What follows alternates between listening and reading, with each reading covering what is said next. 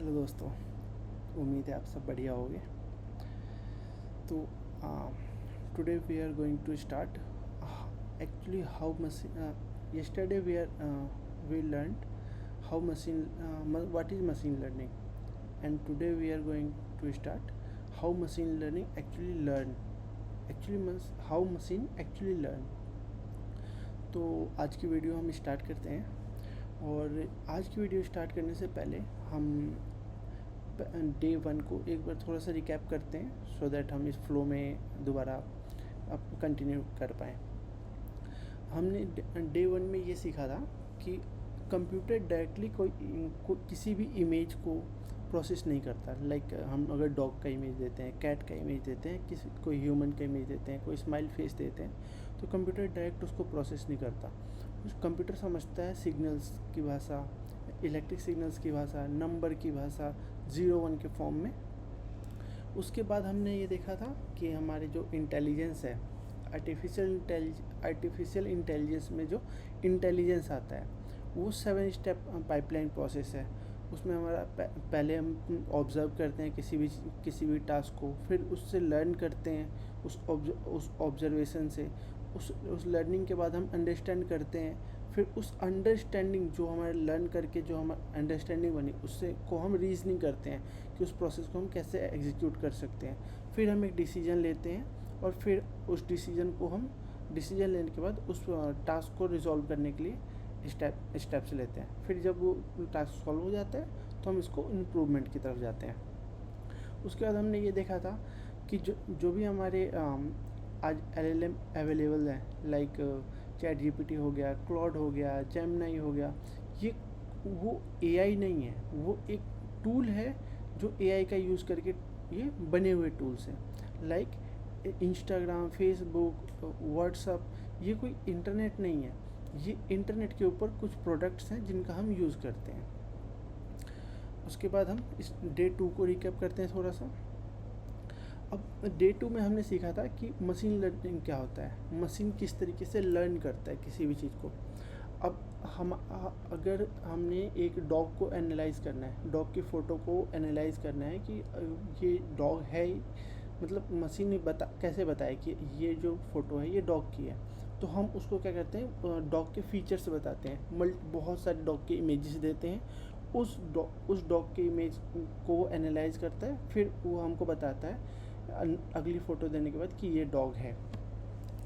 तो उसके लिए हम क्या कहते हैं, जैसे ह्यूमन में होता है ब्रेनस्टॉर्मिंग किया जाता है। किसी भी चीज़ को याद करने के लिए हम बार बार उसको सीखते हैं, पढ़ते हैं बार बार उसको, तो ब्रेनस्टॉर्मिंग करते हैं। ऐसी मशीन भी ब्रेनस्टॉर्मिंग करता है। अब AI ये बोलता है कि आपको जो रिज़ल्ट चाहिए, आप डाटा दो, आप अपना कोड, जो आपका लॉजिक है वो लिखो, उस कोड उसके साथ में अपना इनपुट दो, और जो आपका कोड है उससे मैं रिज़ल्ट लेके आऊँगा। लेकिन मशीन लर्निंग ये बोलता है कि आप ये करो कि जो भी आपका रिज़ल्ट है वो मुझे दे दो, आपका जो डाटा है वो दे दो, उसके बाद मैं उस रूल्स को खुद लिख लूँगा। उसके बाद हमने डे 2 को एंड किया था एक क्वेश्चन के साथ कि एज अ ह्यूमन अगर हमको एक 10,000 डॉग्स की इमेज दे दी जाती है, तो हम उसको कैसे समझेंगे, हम उसको कैसे एनालाइज करेंगे कि ये डॉग की इमेज है, ये डॉग है। तो उसको हम कहाँ स्टोर करेंगे, क्या हमारे माइंड में कोई मेमोरी है या कोई रूल लिखेंगे, हम किस तरीके से उसको हम प्रोसेस करेंगे। यहीं से हमारा न्यूरल नेटवर्क का कॉन्सेप्ट स्टार्ट होता है। तो अब हम न्यूरल नेटवर्क को और डीप डाइव करते हैं। बेसिक अब ये एग्जांपल देखते हैं। कोई एक बच्चा है जिसको कोई आइडिया नहीं है कि ये जो सामने फ्रूट दिख रहा है ये क्या है, ये फ्रूट है भी या नहीं है, ये आइटम ही क्या है बेसिकली। सो हम क्या करेंगे, उसको मल्टीपल मैंगोज़ के इमेजेस दिखाएंगे। लाइक हम उसको हम 10 मैंगो के इमेजेस दिखाएंगे कि ये मैंगो ऐसा होता है, इसके ये फीचर होते हैं, ये सारी चीज़ें दिखाएंगे। फिर हम उसको उसमें और डीप डाइव करवाएंगे कि इसका टेस्ट ऐसा होता है, इसका साइज़ ऐसा होता है, ये ओवल साइज में होता है और ये सारी चीज़ें, तो वो क्या करेगा, और इस चीज़ को हम मल्टीपल टाइम करते रहेंगे, तो फिर उसके माइंड में एक मेमोरी बनेगी कि ये मैंगो है। अब ये हुआ कैसे, तो बेबी ने क्या किया, अब उस पैटर्न, जब वो पैटर्न रिपीट होने लग गया, बार बार रिपीट होता रहा, तो बेबी ने उस चीज़ को समझ लिया कि ये एक मैंगो है। अब हमने अब यहाँ पे हम समझते हैं कि ये बेबी ने कैसे समझा, किसी भी चीज़ को हम कैसे समझा रहे हैं। पहले हम क्या करेंगे, सारे फीचर्स उसके हमने बताया उसको, बेबी को। जैसे मैंगो येलो कलर का था, हो सकता है मैंगो रेडिश भी हो, ग्रीन भी हो। तो उसके बाद ओवल शेप है उसका, स्टीम ऑन टॉप है, मतलब मैंगो के ऊपर एक स्टीम लगा हुआ है। इसका स्मेल कैसा है, वो उसका जो स्किन है वो स्मूथ है। ये सारी प्रॉपर्टीज़ जब हमने बेबी को बताया, तो उन पैटर्न्स को समझ के बेबी ने क्या किया, एनालाइज किया कि हाँ ये मैंगो है। तो ये हमने बिल्कुल एक छोटे से बच्चे का एग्जांपल लेके इस चीज़ को समझा। अब अभी हम यहाँ पे बात करते हैं कि जो हमने पैटर्न डिफाइन किया, जो हमारे जो फीचर हमने बताए, वो फीचर क्या हो, कोई फीचर, एक फीचर से पैटर्न नहीं बनता बेसिकली। तो हम जब मल्टीपल फीचर्स को एनालाइज करके हम एक कॉम्बिनेशन बनाते हैं, वो एक पैटर्न कहलाता है। अब हम मूव करते हैं, हमारा जो बेसिक एआई, जैसे हमने स्टार्टिंग में देखा कि एआई क्या होता है। पहले हम कोड लिख देते हैं, कोड को हम इनपुट देते हैं और वो हमको आंसर दे देता है। तो जो हमारा बेसिक एआई है, कहाँ कैसे फेल होता है। अब यहाँ अगर मैं शेप इक्वल टू ओवल दे दूँ तो क्या वो मैंगो हो जाएगा? मैंगो के अलावा कुछ और भी हो सकता है वो। अगर शेप मैं बोल दूँ कि ये लॉन्ग शेप है, तो क्या वो बनाना हो जाएगा? नहीं, वो कुछ और भी हो सकता है। ऐसे अगर राउंडेड शेप बोल दूँ तो क्या वो एप्पल हो जाएगा? बिल्कुल नहीं। तो हो सकता है, बट 100% गारंटी नहीं है। तो यहाँ पे हमारा जो बेसिक एआई है वो यहाँ पे हमारा फेल हो जाता है। तो अब हम इसको कैसे सॉल्व करते हैं, तो हमारा यहाँ अब इसको सॉल्व करने के लिए और इसको आगे बढ़ने के लिए पहले हम थोड़ा सा और मशीन लर्निंग को समझते हैं। मशीन लर्निंग में हमने क्या बोला था कि हम मल्टीपल इमेजेस को मशीन को देंगे, मशीन खुद एनालाइज करेगा और हम उसको अपना आंसर दे देंगे। कि अब सपोज़ एक ह्यूमन की इमेज, एक मेल की इमेज, एक बॉय की इमेज हम सिस्टम को दे देते हैं और सिस्टम से बोलते हैं कि ये एक बॉय है। और उसके बाद सिस्टम क्या करता है, मशीन क्या करता है, उन इमेजेस से लर्न करना स्टार्ट करता है, थाउजेंड ऑफ इमेजेस। और जब हम बड़े डाटा सेट पे काम करते हैं तो मिलियंस ऑफ इमेजेस को हम मशीन को दे देते हैं। मशीन क्या करता है, उन सबको एनालाइज करता है, हर एंगल से हर चीज़ को एनालाइज करता है। उसके बाद बोलता है कि हाँ ये मैन है, और उसकी सेट ऑफ रूल्स वो खुद लिख लेता है। अब यहाँ पे हमारा जो ह्यूमन का, अब हम समझते हैं ह्यूमन का जो न्यूरॉन है वो कैसे काम करता है। अब ह्यूमन के बॉडी में मिलियंस ऑफ न्यूरॉन्स होते हैं, हमारे पूरे बॉडी में मिलियंस ऑफ न्यूरॉन्स होते हैं। तो कोई एक न्यूरॉन सारा डाटा स्टोर नहीं करता। न्यूरॉन क्या करता है, एक न्यूरॉन से दूसरे न्यूरॉन से तीसरे न्यूरॉन। तो मतलब अब जैसे हमने कोई चीज़ लर्न करना स्टार्ट किया, तो एक न्यूरॉन क्या करता है, उस डाटा को कैप्चर करता है, दूसरे न्यूरॉन को देता है, ट्रांसफ़र करता है। दूसरा न्यूरॉन क्या करता है, तीसरे न्यूरॉन को ट्रांसफ़र करता है। तो सब क्या करते हैं, थोड़ा उसको रिमेंबर करना स्टार्ट कर देते हैं। जब सारे न्यूरॉन मिलके किसी चीज़ को एनालाइज करने लग जाते हैं। अब सपोज़ मैं कोई भी इमेज दिखा रहा हूँ आपको, सपोज़ मैंने ये दिखाया, तो हमने ये देखते ही बोल दिया पेन। अब ये हमको पता कैसे चला, अब हमारे जो न्यूरॉन्स हैं उन्होंने इस चीज़ को ऑब्ज़र्व करके एक माइंड में पैटर्न बना लिया कि ये पेन है, ये क्या काम करता है, ये लिखने का काम करता है। तो ये हमारे न्यूरॉन्स ने प्रोसेस करके आज से बहुत टाइम पहले से, आज मैं अगर 30 ईयर का हूँ तो 30 ईयर्स तक जब से मेरे माइंड ने ये इस पेन को देखा होगा, सपोज़ 10 ईयर के एज में देखा होगा, सपोज 5 ईयर की एज में देखो, तब से उस टाइम पे मेरे माइंड ने इस चीज़ को प्रोसेस किया, मेरे न्यूरॉन्स को पता चला कि पेन की क्या फीचर्स है, क्या प्रॉपर्टी है, कैसा दिखता है, उससे फिर एक पैटर्न बनाया और वो मेरे न्यूरॉन्स ने स्टोर किया, सो दैट आज मुझे पता है कि हाँ ये पेन है, मैं इस लैपटॉप पे वीडियो बना रहा हूँ, ये सारी चीज़ें।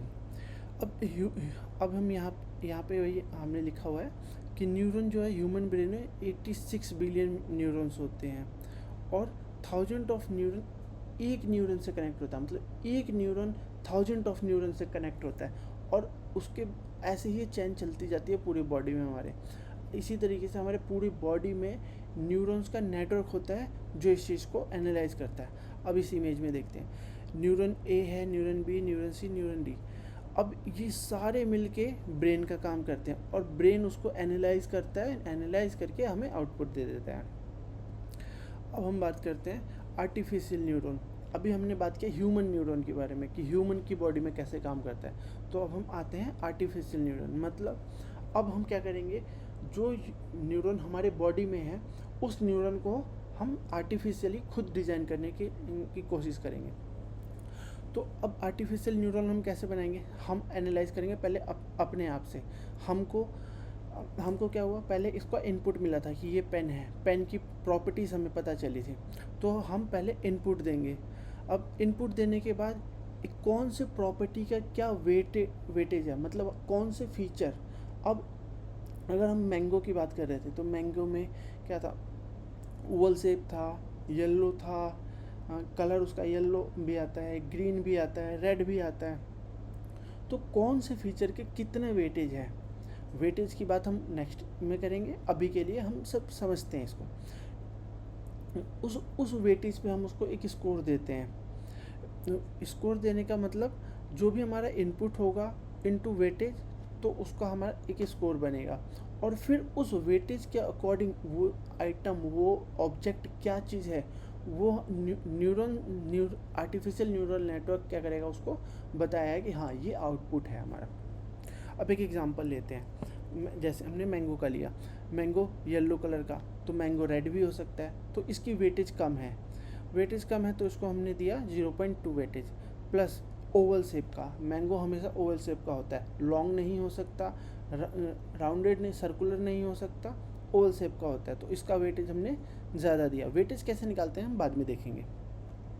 उसके बाद स्टीम होता है। अब ज़रूरी नहीं है कि सारे मैंगो पे हमें मार्केट में स्टीम मिले, हो सकता है जो दुकानदार हो उसने निकाल दिया स्टीम, तो इसका भी वेटेज कम हो गया। स्मेल, मैंगो का स्मेल जो होता है स्वीट होता है, तो वो स्मेल उसका भी वेटेज वो थोड़ा ज़्यादा होगा, क्योंकि सारे मैंगो का स्मेल सेम हो, ऑलमोस्ट सेम होता है, तो उसका वेटेज थोड़ा सा ज़्यादा हुआ। तो सबसे कम वेटेज किसका हुआ हमारा, जो हमारा कलर है मैंगो का। उसके बाद स्टीम है अवेलेबल है नहीं है, इसलिए वेटेज हमने थोड़ा सा कम रखा। फिर उसका स्मेल, कई बार थोड़ा सा चटपटा भी होता है मैंगो, तो स्मेल का वेटेज रखा, और ओवल शेप का सबसे ज़्यादा रखा। फिर इन सब को जब हम कैलकुलेट करेंगे तो हमारा स्कोर निकल के आएगा। इसके बाद वेट को हम ऑब्जर्व देखते हैं कैसे। अब सपोज़ करो हम अब इस कॉन्सेप्ट में हम वेट को एनालाइज करें कि वेट जो हमारा आइटम है, अगर वेट नहीं होता तो कितनी प्रॉब्लम हो जाती। तो हम अब ये देखेंगे कि वेट कितना इम्पोर्टेंट है हमारे लिए। किसी भी फीचर को एनालाइज करने के वेट हमारा कितना इम्पोर्टेंट है, उसको हम यहाँ पे अब देखने जा रहे हैं। तो सपोज़ करो कि मैं एक बच्चा हूँ और उस बच्चे को अपनी मदर को पहचानना है। जैसे हमने स्टार्टिंग में एक बेबी का एग्जांपल लिया था, उसी तरीके से एक बेबी है, उसको अपनी मदर को पहचानना है। सपोज़ न्यूबॉर्न बेबी है। अब न्यूबॉर्न बेबी है, पहले दिन अपनी मदर को देखता है, वो सिर्फ एनालाइज कर रहा है, वो अभी नहीं जानता कि ये जो फीमेल है ये कौन है, ये मेल है फीमेल है, कुछ नहीं पता उसको। वो क्या करेगा, फर्स्ट डे फेस देखेगा, सेकंड डे फेस देखेगा, ऐसे ही मल्टीपल टाइम 30 डे 40 डे तक फेस देखता रहेगा। उसके बाद वो फेस देखेगा, वॉइस सुनेगा, उनके हेयर का पैटर्न ऑब्ज़र्व करेगा, वो किस तरीके के कपड़े पहन रही हैं ऑब्ज़र्व करेगा। वो सिर्फ ऑब्ज़र्व कर रहा है, अभी वो इस कुछ रिएक्शन नहीं दे रहा, बट वो ऑब्ज़र्व कर रहा है, अपने इन्वायरमेंट को ऑब्ज़र्व कर रहा है। तो अब अगर मैं ये कल को अगर क्या हुआ कि उसकी मदर ने हेयर कट करवा लिया, तो क्या वो अपनी मदर को पहचानना भूल जाएगा? नहीं भूलेगा। तो ये जो फीचर है इसका वेटेज कम हो गया इस वजह से। अब हर रोज़ नए क्लॉथ कपड़े चेंज होंगे, मदर ने हर रोज़ कुछ नए कपड़े पहने, तो क्या उस न्यू कपड़े पहनने से वो अपनी मदर को भूल जाएगा? नहीं। तो क्लॉथ का वेटेज सबसे कम हो गया। उसके बाद हेयर का वेटेज हो गया कि बाल कटवा ली, फिर भी नहीं भूलेगा। वो कैसे समझेगा? वॉइस से समझेगा कि उसकी मदर का वॉइस होगा जो उसके साथ इंटरेक्ट कर रहा है, तो वॉइस का वेटेज थोड़ा ज़्यादा हो गया। वो फेस से समझेगा, जैसे उसकी मदर उसके सामने आती है वो समझ रहा है कि हाँ ये फेस जो है उस फेस को पहचानता है, तो फेस का वेटेज और ज़्यादा हो गया। सेकंड एग्जांपल लेते हैं। सेकंड एग्जांपल जैसे हम मैंगो का एग्जांपल लेके चलते हैं। तो जैसे अभी मैंने बताया कि मैंगो का जो कलर है वो कलर येलो भी हो सकता है, रेड भी हो सकता है, ग्रीन भी हो सकता है। तो उसी तरीके से मैंगो के कलर का वेटेज कम हो गया। अब हमें ये पता है कि मैंगो का जो शेप होता है वो ओवल ही होगा, ओवल ही होता है। तो हम उसको क्या करेंगे, उसका वेटेज ज़्यादा रखेंगे। Most of the time oval ही होगा, हमें ये पता है। उसके बाद उसका जो स्मेल है वो स्वीट होता है, मोस्ट ऑफ द टाइम होता है, सम टाइम नहीं होता। तो उसका वेटेज हम शेप से थोड़ा कम रखेंगे। फिर स्ट्रीम पॉसिबल है या नहीं है, सम टाइम पॉसिबल है, सम टाइम नहीं है, तो उसका वेटेज हम उससे कम रखेंगे। इस तरीके से हम वेटेज कैलकुलेट करते हैं, वेटेज देते हैं। वेटेज देने कैसे हैं ये हम नेक्स्ट चैप्टर में समझते हैं। अभी हम वेटेज समझते हैं कि किस फीचर को हम कितना वेटेज क्यों कैसे देते हैं, ये समझते हैं। उसके बाद अब जो हमने लर्न किया उसको एडजस्ट कैसे किया वेटेज में, किस चीज़ को कितना देना है। अब सपोज़ करो जैसे हमने ये डॉग का एग्जांपल लेते हैं। अब वो टॉल है, तो डॉग कैट से तो टॉल होगा, तो उस हिसाब से हम उसका वेटेज 0.6 रख रहे हैं। अब वो बार्क करता है, बार्क और भी कोई कर सकता है, कैट भी करती है, यहाँ पे लाउड स्पीकर है वो भी बार्क करता है, तो उसका वेटेज सबसे कम रख दिया। अब 4 लेग्स हैं, 4 लेग्स, डॉग के 4 लेग्स हैं, तो डॉग के साथ साथ काऊ के भी 4 लेग्स होते हैं। तो क्या हम अगर काऊ को दिखाते हैं तो क्या हम वो बोल सकते हैं कि ये डॉग है? ये गलत हो जाएगा। तो इसका भी वेटेज हमने कम दिया। अब इसी तरीके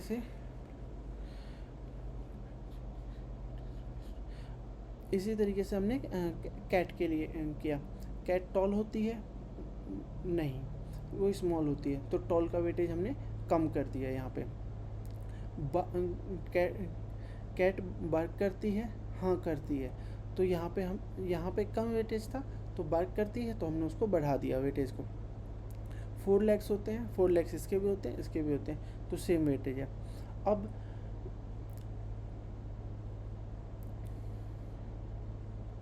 अब हम अगला एग्जांपल लेते हैं। Baby hair dog bark.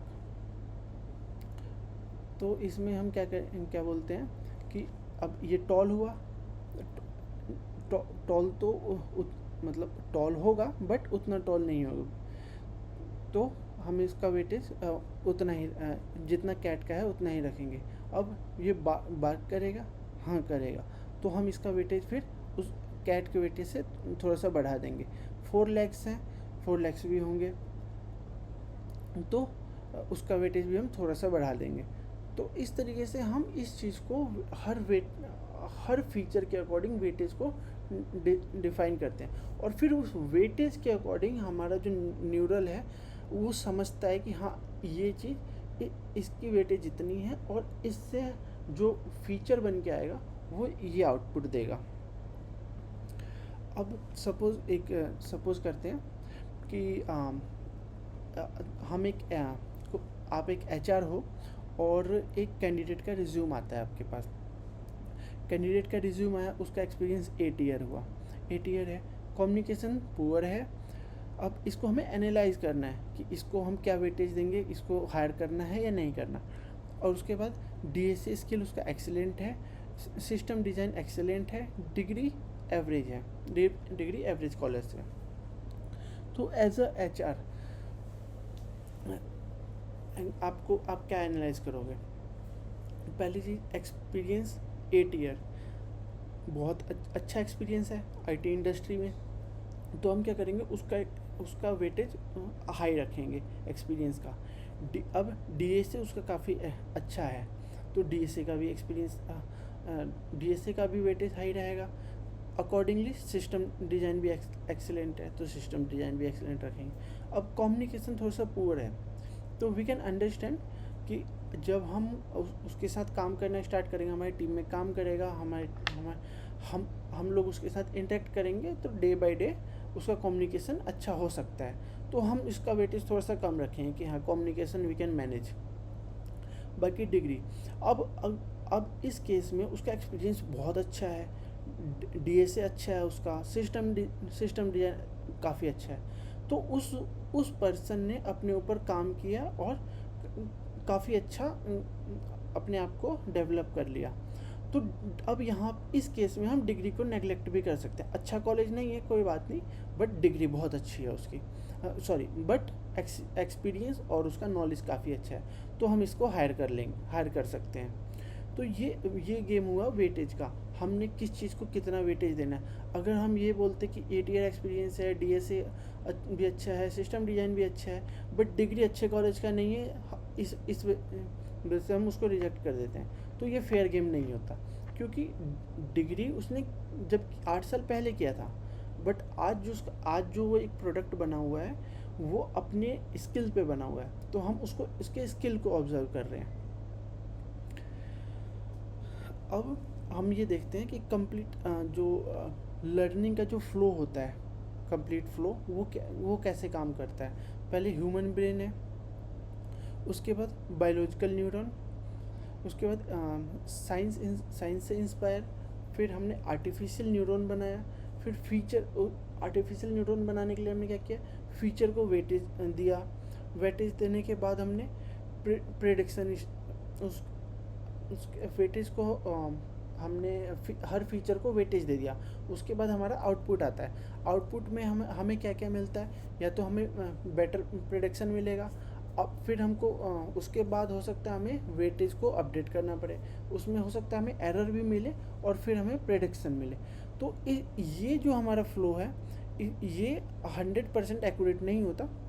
Day by day जब हम लर्न करते जाएंगे तो 100% की तरफ जाएंगे, बट 100% अचीव करना डिफ़िकल्ट है। ये एक लूप का प्रोसेस है, ये लूप हमेशा चलता रहेगा। अब वेटेज आया तो प्रेडिक्शन होगा तो हो सकता है वहाँ एरर है, फिर हम दोबारा उसका वेटेज अपडेट करेंगे, फिर प्रेडिक्ट करेंगे, फिर तब कहीं जाके हमारा मल्टीपल आइटरेशन के बाद बेटर प्रेडिक्शन आना स्टार्ट हो जाए। बट 100% आ जाए इस चीज़ का हम गारंटी नहीं ले सकते। अब आज हमने क्या क्या देखा, और पहले तो हमने किस तरह फीचर्स क्या होते हैं ऑब्जेक्ट के, कौन से फीचर से क्या काम कौन से फीचर्स को हम क्या वेटेज देंगे, कैसे उस फीचर का यूज़ करना है, ये सारी चीज़ें हम देखा। मल्टीपल फीचर्स को मिला के हम एक पैटर्न बनाते हैं एज अ ह्यूमन, उस चीज़ को हमने देखा। फिर हमने ये देखा कि जब हम आर्टिफिशियल न्यूरल बनाते हैं तो हम जो हमारा इनपुट होता है, हम इनपुट का एक वेटेज एलोकेट, हर इनपुट का एक वेटेज होता है। वेटेज के बाद हम उस इनपुट प्लस वेटेज को वेट को कैलकुलेट करके हम स्कोर निकालते हैं। स्कोर निकालने के बाद उसको हम प्रेडिक्ट करते हैं कि ये जो ऑब्जेक्ट है, ये जो आइडेंटिटी है, इसका ये है वेट। अभी आज हमने ये सीखा कि वेटेज बहुत इम्पॉर्टेंट है, और आगे वाले सेशंस में हम ये देखेंगे कि वेटेज इतना इम्पोर्टेंट क्यों है, और आज हमने देखा वेटेज इम्पोर्टेंट क्यों है। आगे वाले सेशन में हम ये देखेंगे कि वेटेज कैसे प्रेडिक्ट करते हैं, वेटेज हम किसी चीज़ को कैसे देते हैं। उसके बाद लर्निंग एक्सपीरियंस के बेस पे हम वेटेज अपडेट किया हमने आज, तो हम इसको और इन डेप्थ में समझेंगे। अब डे 4 में हम डीप लर्निंग के बारे में देखेंगे। अब सपोज करो हमने कंप्यूटर को yellow colour, Oval shape, stream कैसे पता चला, मतलब कंप्यूटर को जब हम जैसे हमने पिक्चर दे दिया आम का, तो आम का पिक्चर देने के बाद कंप्यूटर ने इस चीज़ को कैसे ऑब्जर्व किया, क्योंकि कंप्यूटर तो 0 के साथ काम करता है, इलेक्ट्रिक सिग्नल के साथ काम करता है, तो कंप्यूटर ने उस पैटर्न को कैसे रिकॉग्नाइज करना स्टार्ट किया। अब हम इसके बारे में डीप में जानने की कोशिश करेंगे। थैंक यू सो मच, आज के लिए इतना ही, और हैप्पी कोडिंग।